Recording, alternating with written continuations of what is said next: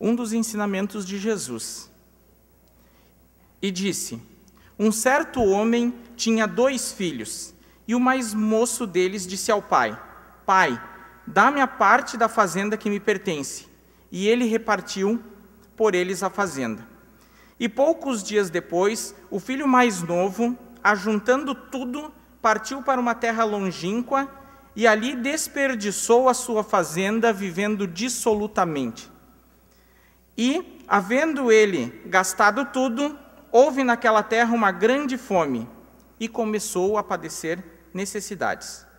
E foi, e chegou-se a um dos cidadãos daquela terra, o qual o mandou para os seus campos a apacentar porcos.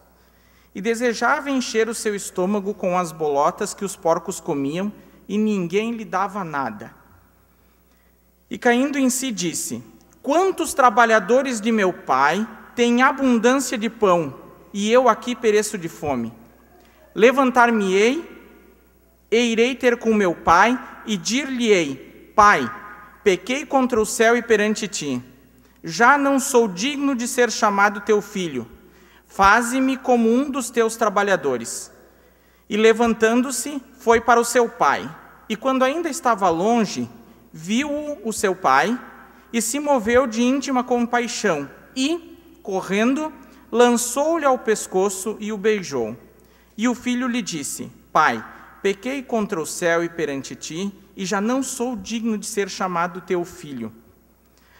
Mas o pai disse aos seus servos: trazei depressa a melhor roupa e vestilho, e pondo-lhe um anel na mão e sandálias nos pés, e trazei o bezerro cevado e matai-o, e comamos e alegremo-nos, porque este meu filho estava morto e reviveu, tinha-se perdido e foi achado, e começaram a alegrar-se. Até aqui a leitura da palavra. Vejamos, meus irmãos, a parábola do filho pródigo. Quem é o filho pródigo? O filho pródigo é toda aquela pessoa que não aceitou Jesus, ou aquela pessoa que distanciou-se de Cristo. Todos somos filhos pródigos, estamos distantes daquele que nos criou, estamos distantes daquele que nos deu a vida, enquanto permanecermos no erro, enquanto permanecermos no pecado, certo? Nós temos aqui então uma história bem conhecida, um moço mais jovem, ele pede toda a sua herança, ele pede aquilo que ele tem direito, e ele vai embora. Ele prefere viver uma vida alegre, uma vida feliz, uma vida longe dos pais. Só que as necessidades vitais, ele precisava comer. Depois que ele gastou todo o dinheiro, essas necessidades vitais dele lhe obrigam a trabalhar, a fazer alguma coisa para ganhar algum dinheiro. E só resta para ele cuidar de porcos. Vejamos, Jesus era judeu, e porco é um animal imundo para o judaísmo. Portanto, ele ia cuidar daquilo que ele não podia se alimentar, ele ia cuidar daquilo que era imundo. Vejam o grau de depravação no qual este homem chegou. Tá certo? As necessidades vitais o obrigam a cuidar desses porcos. A fome que lhe ocorre faz lembrar o quanto ele está distante do pai dele. Vejam bem, ele tinha tudo. Num instante ele resolve pedir o que é dele, por direito, era dele, resolve sair. Só que quando a necessidade chega, a necessidade aperta, ele lembra que ele tem um pai. Ele lembra desse pai. E ele pensa assim: até os que trabalham lá para o meu pai não estão passando por essa fome. Vejam bem, irmãos, ele cuidava de porcos e ele desejava se alimentar com a comida daqueles porcos. E ele pensa assim: os trabalhadores do meu pai, eles não estão passando por essa situação. Eles nem são filhos do meu pai e estão numa situação bem melhor que a minha. E eu estou aqui, nessa cidade, nessa situação. Então ele se arrepende e resolve voltar. E vejam bem, ele programa o seu retorno. Ele vai pensando tudo o que ele vai fazer quando ele chegar no pai dele. quando ele retornar à casa dos pais. Vejam bem, irmãos, o arrependimento, que é um dos argumentos que nós vamos tratar aqui, ele é algo pensado. Não é algo instantâneo que tu prepara ali na hora, que tu faz na hora, de qualquer jeito. O teu arrependimento, ele exige razão. Hoje de manhã, na escola dominical, nós estávamos estudando a respeito do medo, e não é nas emoções que nós nos arrependemos, é a partir de um processo racional. O medo, ele faz a gente agir de duas formas. Num primeiro instante, de uma forma emocional, num segundo instante, então, e bem mais lento, de forma racional. O arrependimento, ele exige razão. Ele exige que nós reconheçamos o amor de Deus por nós. Que a gente reconheça o que nós esquecemos, o que cada um de nós esqueceu. Tá certo? Irmãos, uma série de argumentos aqui. Esse jovem, ele teve que fazer escolhas. Ele fez escolhas ao longo da sua vida. Se nós fôssemos argumentar verdadeiro ou falso, verdadeiro ou falso, verdadeiro ou falso, o que mais teria? Ele colecionaria mais acertos ou mais erros? Nas opções que tu tens que fazer ao longo da tua vida, ao longo do teu dia, na tua semana, tu coleciona acertos ou tu coleciona erros? Tu colecionas opções corretas, opções verdadeiras, ou tu colecionas opções erradas? Vejamos um detalhe, meus irmãos. Nós não podemos nos iludir, nós estamos tratando com realidade. Tá certo? Essa história do filho pródigo, ela dá um filme de Hollywood, né? Um filme hollywoodiano. Porque ela é uma história tão intensa, ela é uma história tão comovente. Quantos pregadores já pregaram essa história e nós podemos pregar ela todo dia, e todo dia a gente vai aprender alguma coisa, todo dia ela se torna interessante. É aquele filme que tu pode assistir 500 vezes e ele não vai enjoar. Né? Eu assisto todo ano com meus alunos os mesmos filmes, de acordo com o conteúdo de sala de aula, e eu não enjoo de assistir esses filmes, né? Essa história do filho pródigo, ela é muito semelhante, a gente sempre vai aprender alguma coisa dela. Nós percebemos que esse moço, ele se deixa seduzir pelas ilusões. Sua herança representava algo que nunca terminaria. Vejam bem, a herança que ele tinha, nunca podia, aos olhos dele, nunca ia terminar. E, de fato, nunca terminaria, se ele tivesse seguido o exemplo do pai dele.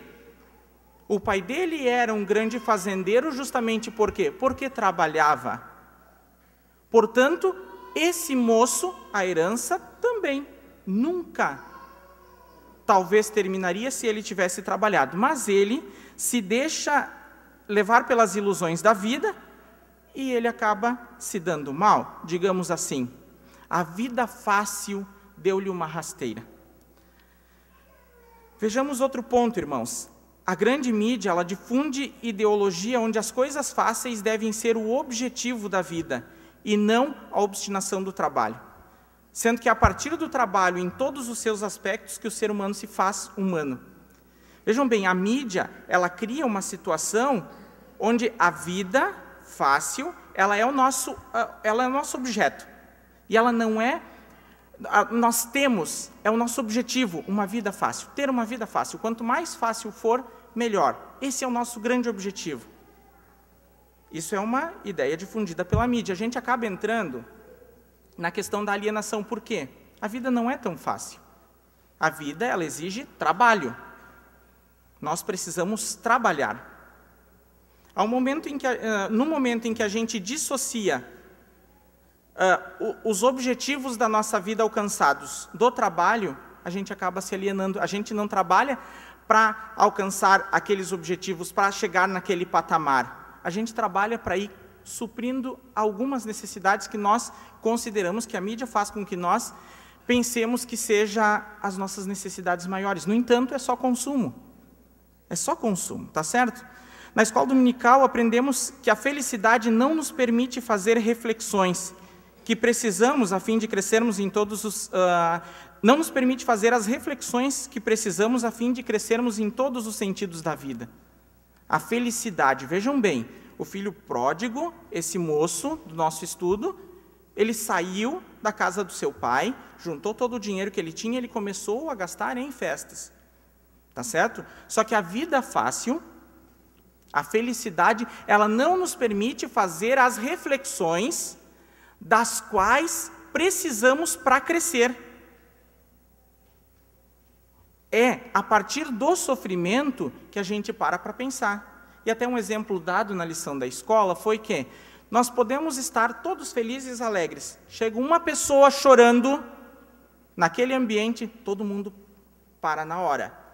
Porque aquela pessoa chorando faz com que a gente passe a refletir sobre as coisas. Então, a vida fácil, ela não nos leva a pensar, enquanto que o sofrimento nos leva a refletir a respeito das nossas ações, sobre as nossas ações. Nós temos também, Platão fala no mundo das ideias e no mundo real. No mundo das ideias é tudo perfeito, enquanto que no nosso mundo concreto, uma cópia do mundo ideal, as coisas são imperfeitas. Vocês querem ver um exemplo prático? Quinta-feira, minha esposa e eu estávamos arrumando o nosso palácio, tá certo? E eu fui lavar uma loucinha, e passando a esponja na louça, quebrei o copo e cortei a minha mão. Eu quero perguntar para os irmãos aqui. Na ideia, na mente da pessoa que engenhou aquele copo, a primeira pessoa que pensou aquele copo de vidro, ele ia quebrar e ele ia me cortar? Esse microfone aqui, na mente da pessoa que engenhou ele, nunca estraga, nunca termina a bateria. Na mente dele, ele é perfeito, ele funciona eternamente. No entanto, no momento em que a gente materializa a nossa ideia, aí é que as imperfeições elas começam a ocorrer. Tá certo? A cópia não é perfeita. Ela tenta ser idêntica. Ela é idêntica, ela é quase, mas ela não é aquilo. Pastor Wolfgang Weger falou aqui numa mensagem, o pastor Aldino interpretou para nós, que num país do leste europeu, filho, na tradução literal para o português, é cópia. O filho não é o pai, mas ele age igualzinho ao pai. Igualzinho ao pai ou à mãe, no caso. Ele não é o pai. Ele não pode ir lá assinar o talão de cheque pelo pai. Mas as ações dele, as atitudes dele serão atitudes iguais às do pai. Tá certo? Um grande teólogo do início do cristianismo, Agostinho, nos diz que o mundo perfeito é o céu e que o mundo que nós habitamos é o mundo imperfeito. E nós devemos fazer deste mundo aqui o que nós sabemos que é lá. Nós devemos trazer para cá, para a nossa vida, para a nossa prática diária, o que é o céu. Quem de nós não almeja o céu? Quem de nós não almeja estar com Deus? Deus é aquilo que nos falta.